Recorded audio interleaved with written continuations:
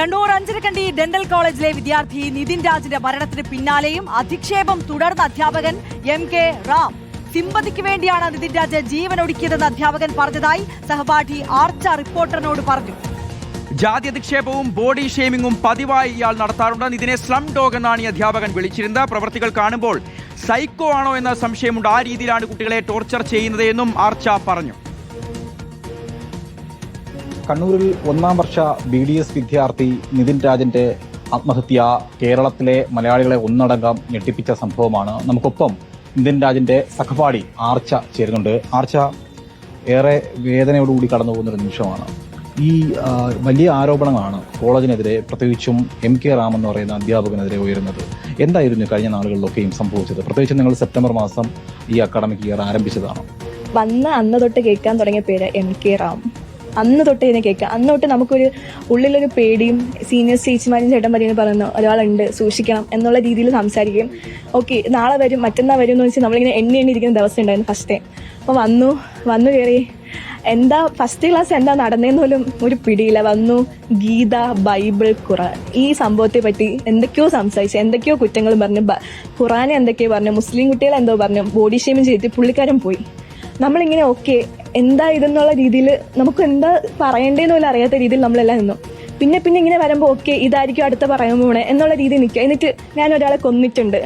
അപ്പോൾ നമ്മൾ ചോദിച്ചാൽ ഓക്കെ തള്ളുന്നതായിരിക്കും. പിന്നെ ഇങ്ങനെ ഈ ഒരു ദിവസങ്ങൾ കഴിയുമ്പം ഓരോരോ പ്രവൃത്തികൾ കാണുമ്പോൾ നമ്മൾ ഓക്കെ എന്തെങ്കിലും നടന്നിട്ടുണ്ടാവണം. അല്ലാതെ എന്താണ് സൈക്കോ പോലെയാ, സൈക്കോ ആണോന്ന് എനിക്ക് ഡൗട്ടുണ്ട്. ആ രീതിയിൽ കുട്ടികളെ ടോർച്ചർ ചെയ്യുന്ന എല്ലാ സ്റ്റുഡൻസിനെയും, ഒരാളെ മാത്രമല്ല എല്ലാവരെയും നല്ല രീതിക്ക് ടോർച്ചർ ചെയ്യുന്നത്. ബോഡി ഷെയ്മിങ്ങും റിലീജിയസ് ആയിട്ടുള്ള ഓരോ ടോക്കും എല്ലാം കൊണ്ടും പറ്റാത്ത അവസ്ഥയായിപ്പോ, ഒട്ടും പറ്റാത്ത അവസ്ഥയിലാണ് പോകുന്നത്. നിങ്ങളുടെ ഈ പ്രതികരണം കേൾക്കുമ്പോൾ നിങ്ങൾക്ക് എപ്പോഴെങ്കിലും ഈ MK റാമൻ എന്ന് പറയുന്ന ഒരു അധ്യാപകനായി കണക്കാക്കാൻ, അതായത് സാറെന്ന് വിളിക്കാൻ പറ്റിയിട്ടില്ല? എനിക്ക് വിളിക്കാൻ തോന്നുന്നില്ല. ഇപ്പോ ഒരു കുട്ടിയുടെ ജീവൻ കളഞ്ഞ ആളെ എന്താ ചെയ്യേണ്ടേ? ക്ലാസ്സിൽ വരുമ്പോൾ MK റാം നിതിനെ ഏത് തരത്തിലായിരുന്നു ഈ ഹറാസ്മെന്റ് ചെയ്തത് ശരിക്കും? സ്ലം ഡോഗ് എങ്ങനെയാണോ സ്ലം ഡോഗ് അങ്ങനെയായിരുന്നു ഫുള്ളി ഹറാസ് ചെയ്യുക. ഞാൻ പറഞ്ഞ ഇവിടെ ലാസ്റ്റ് വീക്ക് അവനെ നല്ല രീതിക്ക് ഹറാസ് ചെയ്തിട്ടുണ്ട്. നല്ല രീതിക്ക് അവന്റെ അമ്മേനെ പറഞ്ഞു, ലാസ്റ്റ് അവൻ ഒട്ടും പറ്റാതെ എന്നപ്പോഴവൻ എന്തോ പറഞ്ഞിട്ട് ഇറങ്ങിപ്പോയെ. ഞാനൊക്കെ ആണെങ്കിൽ ഞാൻ കരഞ്ഞു പോയി. അവൻ നിന്നു. അവൻ ഭയങ്കര ബോൾഡായിട്ടുള്ള ഒരു നല്ല രീതിക്ക് പഠിക്കും, എല്ലാം കൊണ്ടും ഒരു പാവമാണ്. എന്താ പറയേണ്ടതെന്നുള്ള അറിയത്തില്ല. അവന്റെ കാര്യത്തില് നല്ല രീതിക്ക് ഹറാസ്മെന്റ് കിട്ടിയിട്ടുണ്ട്.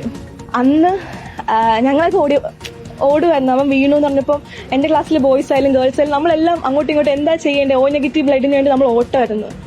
അപ്പോൾ എനിക്ക് ഭയങ്കര വിഷമമായിപ്പോയി. ഒന്നും പറയാൻ പറ്റില്ല, പക്ഷെ ഭയങ്കര വിഷമമായിപ്പോയി. ഫുൾ സിമ്പതിക്ക് വേണ്ടിയിട്ടായിരിക്കും, സിമ്പതിക്ക് വേണ്ടിയിട്ടാണ് എന്നാ പറഞ്ഞേ. ഫുൾ സിമ്പതിക്ക് വേണ്ടിയിട്ടാ. അതായത് നിതിൻ രാജ് ഇങ്ങനെ സ്വയം ജീവനൊടുക്കിയത് സിമ്പതിക്ക് വേണ്ടിയാണെന്ന് MK റാം പറയുന്നുണ്ട്.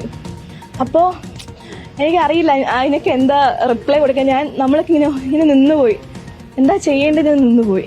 എന്തായാലും നന്നായി പഠിക്കുന്ന നിതിൻ രാജ് ജീവൻ ഒടുക്കിയത് ഒരുപക്ഷെ MK റാമിന്റെ കടുത്ത ജാതി അധിക്ഷേപം, അതിനപ്പുറം ബോഡി ഷേമിംഗ് അടക്കമുള്ളവ ചെയ്തു വന്നിരുന്നു എന്നുള്ളത് തന്നെയാണ് സഹപാഠിയും സുഹൃത്തും ഒക്കെയായ ആർച്ച ഇപ്പോൾ നമ്മോട് പങ്കുവച്ചിരിക്കുന്നത്. വീഡിയോ ജേർണലിസ്റ്റ് നന്ദകിഷോറിനൊപ്പം reporter Arun Solomon, in reporter, Thiruvananthapuram. Dental കോളേജിലേക്കും ഇന്നും വിദ്യാർത്ഥി യുവജന സംഘടനകൾ പ്രതിഷേധം തുടരും. അർജുൻ കല്യാട് നമുക്കൊപ്പം ചേരുകയാണ്. അർജുൻ, MK റാമിന്റെ ക്ലാസ്സിലിരുന്ന ഒരു വിദ്യാർത്ഥി സ്വന്തം അനുഭവമാണ് വിളിച്ചു പറയുന്നത്. താൻ ഒരാളെ കൊന്നിട്ടുണ്ട്, ഒരു ക്ലാസ്സിൽ വന്ന് തന്റെ വിദ്യാർത്ഥികളുടെ മുന്നിൽ അഭിമാനത്തോടെ പറയുന്ന ഒരു അധ്യാപകൻ. ഈ നമ്മുടെ നിതിൻ മരിച്ചതിന് ശേഷവും ആത്മഹത്യ ചെയ്തതിന് ശേഷവും നിതിനെ വിടാതെ പിന്തുടരുന്ന തരത്തിൽ അയാൾ പക സൂക്ഷിച്ചിരുന്ന ഒരു മനുഷ്യൻ, അധ്യാപകൻ എന്ന വിളി പോലും കേൾക്കാൻ യോഗ്യതയില്ലാത്ത ഇത്തരത്തിലൊരാൾ എങ്ങനെ ഇത്രകാലം അധ്യാപകനായി ആ കോളേജിൽ തുടർന്നു എന്നുള്ളതാണ് നമ്മളെ അത്ഭുതപ്പെടുത്തുന്നത്. അർജുൻ,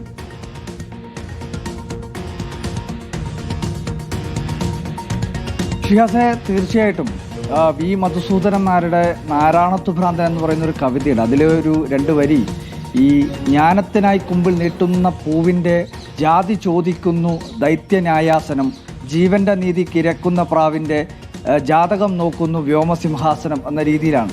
അതുപോലെ തന്നെ ഒരു അധ്യാപകൻ്റെ മുന്നിൽ വരുന്ന കുട്ടിയുടെ ജാതി നോക്കുക, അവൻ്റെ നിറം നോക്കുക, വർണ്ണം പറയുക, അതുപോലെ തന്നെ കുട്ടികളുടെ മുമ്പിൽ അധിക്ഷേപിക്കുക, അപമാനിക്കുക, പരിഹസിക്കുക, എത്രമാത്രം ക്രൂരമാണ്. മനുഷ്യനാണെന്ന് പോലും പറയാൻ വേണ്ടി കഴിയാത്ത ഒരു അധ്യാപകനായി ഈ അഞ്ചരക്കണ്ടി ഡെന്റൽ കോളേജിലെ റാം മാറിയിട്ടുണ്ട് എന്നുള്ളതാണ് ഈ കുട്ടികളുടെ ഓരോ പ്രതികരണവും.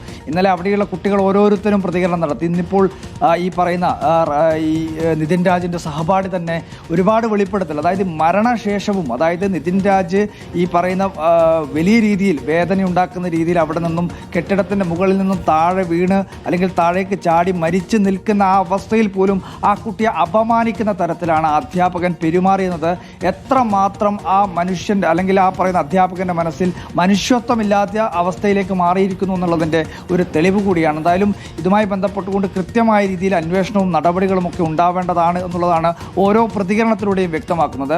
സ്ലം ഡോഗ് എന്ന് പറയുന്ന ഒരു കുട്ടിയെ അല്ലെങ്കിൽ ആ ക്ലാസ്സിലെ ഒരു വിദ്യാർത്ഥിയെ ഒരു അധ്യാപകൻ അഭിസംബോധന ചെയ്യുമ്പോൾ അവരുടെ മാനസികാവസ്ഥ എന്താണെന്നുള്ളത് പരിശോധിക്കപ്പെടേണ്ടത് തന്നെയാണ്. എന്തായാലും വലിയ രീതിയിൽ ഈ അന്വേഷണവും കാര്യങ്ങളൊക്കെ മുന്നോട്ട് പോകണം എന്ന് തന്നെയാണ് വിദ്യാർത്ഥി സംഘടനകളും യുവജന സംഘടനകളും അതുപോലെ തന്നെ മഹിളാ സംഘടനകൾ, അങ്ങനെ സാമൂഹ്യ മേഖലയിൽ ഇടപെടുന്ന എല്ലാ സംഘടനകളും ആവശ്യപ്പെടുന്നത്. ഇന്നലെ വലിയ രീതിയിലുള്ള പ്രതിഷേധം ആ കോളേജ് ക്യാമ്പസിനകത്തേക്ക് കണ്ടു. ഇന്നും സമാനമായ രീതിയിലുള്ള ഇന്ന് ആ കോളേജിന് അവധിയാണ്. അവധി എന്ന് പറഞ്ഞാൽ ഈ പറയുന്ന വിദ്യാർത്ഥികളെല്ലാം ക്ലാസ് ബഹിഷ്കരിച്ചിരിക്കുകയാണ്. സ്വാഭാവികമായി അവിടെ ഇന്നിപ്പോൾ ക്ലാസ് നടക്കില്ല എന്നാണ് മനസ്സിലാക്കുന്നത്. നാളെ വിഷുവാണ്, മറ്റന്നാളാണ് ഈ പറയുന്ന നിതിൻ രാജിൻ്റെ സഹപാഠികൾക്ക് ഉൾപ്പെടെ നേരത്തെ അവധി നൽകിയിരുന്നു. വിഷുവിൻ്റെ ഭാഗമായി അവധി നൽകിയിരുന്നു. 16-ാം തീയതിയാണ് ഈ പറയുന്ന കുട്ടികളൊക്കെ ആ ക്യാമ്പസിലേക്ക് തിരിച്ചെത്തുക. ആ ഘട്ടത്തിൽ അത്തരത്തിലുള്ള പ്രതിഷേധത്തിലേക്ക് തന്നെ കാര്യങ്ങൾ പോകും. നടപടിയുമായി ഈ പറയുന്ന അധികൃതർ മുന്നോട്ട് പോകുന്നില്ല എങ്കിൽ അതിശക്തമായ രീതിയിലുള്ള സമരങ്ങളും പ്രതിഷേധങ്ങളും ഒക്കെ ഉണ്ടാകുമെന്നുള്ളത് ഇന്നലെ അവിടെ പ്രതിഷേധവുമായി എത്തിയ ഓരോ വിദ്യാർത്ഥി സംഘടനകളും പറഞ്ഞതാണ്, പ്രഖ്യാപിച്ചതാണ്. എന്തായാലും ഇതിൻ്റെ അന്വേഷണം നടക്കുകയാണ്. ആ ഘട്ടത്തിൽ പോലും ഈ പറയുന്ന നിതിൻ്റെ സഹപാഠി നടത്തിയിട്ടുള്ള പ്രതികരണം അത് അങ്ങേയറ്റം വേദന ഉണ്ടാക്കുന്നുണ്ട്. അങ്ങേയറ്റം എന്താ പറയുക, ഈ അധ്യാപകൻ്റെ ഭാഗത്തുനിന്ന് അല്ലെങ്കിൽ അധ്യാപകൻ്റെ യഥാർത്ഥ മുഖം അല്ലെങ്കിൽ ഈ മുഖം മൂടി വലിച്ചു കീറുകയാണ് ഈ കുട്ടികളൊക്കെ. കാരണം ഇത്രയും കാലം അവിടെ അധ്യാപകനെന്നും പ്രൊഫസറെന്നും ഒക്കെയുള്ള പേരിൽ അല്ലെങ്കിൽ ആ മുഖം മൂടിയിലാണ് ഇവർ കഴിഞ്ഞിരുന്നതെങ്കിൽ യഥാർത്ഥ മുഖം ഇപ്പോഴാണ് വെളിച്ചത്ത് വരുന്നത് എന്നുള്ളതാണ് ഏറ്റവും പ്രധാനപ്പെട്ട കാര്യം. അതുകൊണ്ട് തന്നെ ഈ അധ്യാപകനെ അവിടെ നിന്ന് പുറത്താക്കണം. അവിടെ ഇനി പഠിപ്പിക്കാൻ അവിടെ നിന്നല്ല എവിടെയും ആ അധ്യാപകൻ പഠിപ്പിക്കാൻ യോഗ്യതയില്ല എന്ന് തന്നെയാണ് ഈ വിദ്യാർത്ഥികളെല്ലാം തന്നെ പറയുന്നത്. മരിച്ച ശേഷവും ഒരു വിദ്യാർത്ഥിയുടെ പറ്റി അവൻ ഒരു സിമ്പതിക്ക് വേണ്ടി ചെയ്തതാണെന്നൊക്കെ പറയുന്നത് എത്രമാത്രം ക്രൂരമാണെന്ന് ആലോചിക്കാൻ പോലും കഴിയാത്ത ആണ്. എന്തായാലും ഇതുമായി ബന്ധപ്പെട്ടുകൊണ്ടുള്ള നടപടികൾ ഉണ്ടാവും എന്ന് തന്നെയാണ് നമ്മൾ പ്രതീക്ഷിക്കുന്നത്. ആശുപത്രി മാനേജ്മെൻറ്റ് അല്ലെങ്കിൽ അവിടെയുള്ള ദന്തൽ കോളേജിൻ്റെ മാനേജ്മെൻറ്റോ അല്ലെങ്കിൽ പ്രിൻസിപ്പൽ തുടങ്ങിയിട്ടുള്ള അധികാരികളോ ഈ ഘട്ടം വരെയും ഇതുമായി ബന്ധപ്പെട്ടുകൊണ്ട് എന്താണ് അവിടെ സംഭവിച്ചത് എന്നുള്ള കാര്യം തുറന്ന് പറയാൻ തയ്യാറായിട്ടില്ല എന്നതും വളരെ ഗൗരവത്തിൽ നമ്മൾ കാണേണ്ടതാണ്. എന്താണ് അവരെ ഇങ്ങനെ മൗനം പാലിക്കാൻ വേണ്ടി പ്രേരിപ്പിക്കുന്ന ഘടകം എന്നുള്ള കാര്യത്തിലും ഇപ്പോഴും ഒരു ആശയ വ്യക്തത നമുക്ക് വന്നിട്ടില്ല.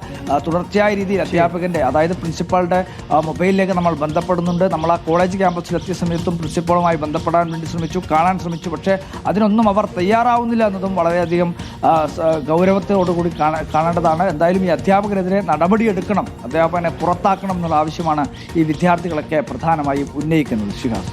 ശരി അർജുൻ, എം കെ റാം എന്ന ഒരു വ്യക്തി ക്ലാസ്സിൽ വന്നു കഴിഞ്ഞാൽ തുടർച്ചയായി വർഗീയ പരാമർശങ്ങൾ, ജാതി, മതം, വ്യക്തിയധിക്ഷേപം മാത്രം നടത്തിക്കൊണ്ടിരുന്ന, പഠിപ്പിക്കാൻ ഒരു മിനിറ്റ് പോലും ചെലവഴിക്കാതിരുന്ന ഒരു മനുഷ്യൻ. എന്തായാലും അയാൾക്കെതിരെ ഇതുവരെ പരാതി പറയാതിരുന്നതിൽ ആ കുട്ടികൾക്ക് ഇപ്പോൾ കുറ്റബോധമുണ്ട്. അതിനവർ കൃത്യമായ കാരണം പറയുന്നുണ്ട്. ഭീഷണിപ്പെടുത്തിയാണ്. അതെ, ഇന്റേണൽ മാർക്കിന്റെ കാര്യത്തിൽ അടക്കം ഭീഷണി ഉണ്ടായിരുന്നു. അത് ഭയന്ന് പലപ്പോഴും അവർ പരാതി നൽകിയിട്ടില്ല. പക്ഷേ ഈ ഡോക്ടർ റാമിനെതിരെ നേരത്തെ പല പരാതികളും നൽകിയിട്ടുണ്ട്, റിട്ടേൺ കംപ്ലൈന്റ് തന്നെ നൽകിയിട്ടുണ്ടെന്ന് ചില വിദ്യാർത്ഥികൾ ഇന്നലെ റിപ്പോർട്ടറിനോട് തന്നെ പ്രതികരിക്കുന്ന ഒരു സാഹചര്യവും ഉണ്ടായിരുന്നു. പക്ഷെ അപ്പോഴൊക്കെയും ഇപ്പോഴും ആ കോളേജിലെ പ്രിൻസിപ്പൽ അടക്കം പറയുന്നത് ഇപ്പോഴും ഈ വിഷയത്തിലടക്കം ഒരു വിഷയത്തിലും ഒരു പരാതിയും ലഭിച്ചിട്ടില്ല എന്ന ഒരു നിലപാടിലാണ് നിൽക്കുന്നത് എന്നതാണ് അതിശയകരമായ കാര്യം. അപ്പോൾ ഈ കുട്ടികൾ ഇന്നലെ നമ്മളോട് പ്രതികരിക്കുമ്പോൾ ഒരു കാര്യം പറയുന്നുണ്ട്, അവർക്ക് ഇപ്പോഴും ഭയമുണ്ട്. അപ്പോൾ ഉറപ്പുവരുത്തേണ്ട ഒരു കാര്യം, ഈ ഒരു അധ്യാപകൻ ഇനി ഈ കോളേജിൽ നിന്നല്ല ഒരു കോളേജിലും അധ്യാപകനായി ജോലിയിൽ പ്രവേശിക്കാൻ പാടില്ല എന്നുള്ളതാണ്.